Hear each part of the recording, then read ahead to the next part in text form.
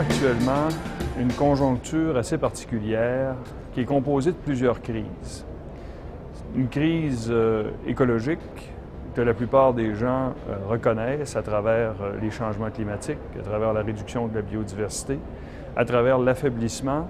de la possibilité de la biosphère de nous rendre des services que nous ne savions pas intégrer à l'économie auparavant, mais qui sont néanmoins indispensables parce qu'ils coûteraient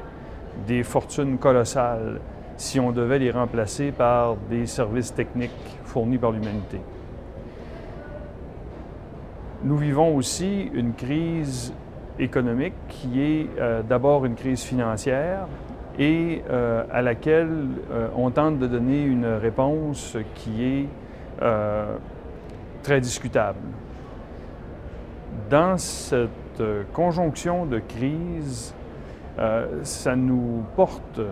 à réfléchir sur les opportunités qui nous sont offertes par la prise de conscience que le modèle de développement dans lequel nous avons participé et auquel nous avons adhéré au cours des dernières années est un modèle qui a forcément des limites et qui ne donne pas également et avec justice accès.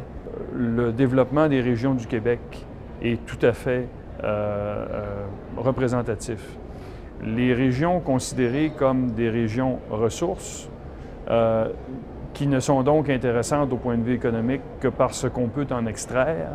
sont des régions qui sont en perte de vitesse, sont des régions qui sont en crise culturelle. Il faut réapprendre à se réapproprier ces régions-là à travers une démarche de développement durable, mais il faut aussi recréer les liens entre les régions et la concentration de population qui est située au sud du Québec et qui vit, elle aussi, une crise de déconnexion avec la réalité québécoise. Il faut aussi recréer les liens avec les nations autochtones qui ont été nos premiers guides dans ce pays et qui vont nous aider à travers le processus de guérison qui est le leur pour reprendre contact avec ce qu'est réellement la notion d'habiter notre territoire. Le territoire du Québec est chanceux parce qu'il est, au niveau des changements climatiques, capable de prendre des décisions, qu'il a des marges de manœuvre et qu'il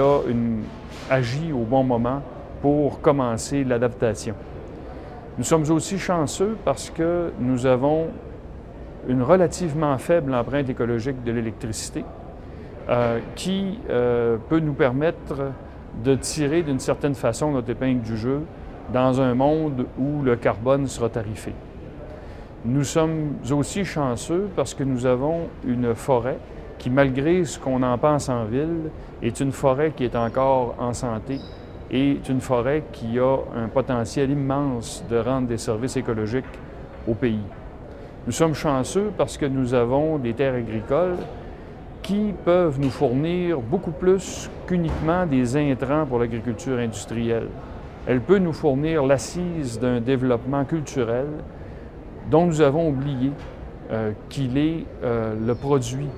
premier de l'agriculture. Je vous remercie d'être ici et de vouloir penser l'avenir autrement, parce que la solution n'est pas de faire plus de ce qui nous a mis dans le pétrin. La solution est de faire les choses différemment et au Québec, nous avons la chance, peut-être à cause de notre différence culturelle nord-américaine, mais nous avons la chance de pouvoir prendre ce taureau par les cornes qu'il voudra bien nous présenter.